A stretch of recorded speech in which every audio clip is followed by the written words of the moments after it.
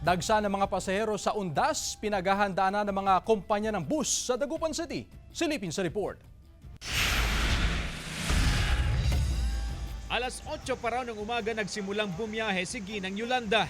Galing siya ng Agoo, La Union.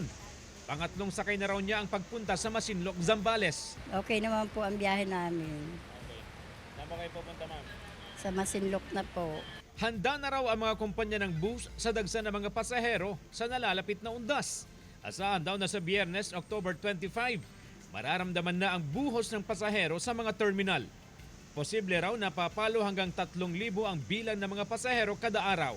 Yung mga local lines po natin, nakahanda na po yan. At yung mga schedules po natin ay consistent po. Ayon sa Terminal Master, umaabot sa mahigit 100 ang bumabiyahing bus ng kanilang kumpanya. 7 ang kanilang linya kabilang ang Baguio, Rojas, Tuguegarao, Zambales, Bulinaw, Caloocan at Pasay. Nag-apply na rin sila ng special permit sa LTFRB para sa biyahe sa undas. Nakakondisyon na rin po yung mga bus natin. Galing na rin po sa bus quality inspection. Nakahanda na po lahat ng mga dry cons natin.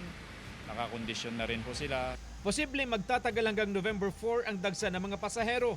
Kung ngayon, nasa 10 minuto pa ang trip interval, posible raw na bumaba sa 5 minutes dahil sa dami ng mga babiyahe. Kasama si Henry Duminsil, CJ Torida, One North, Central Luzon.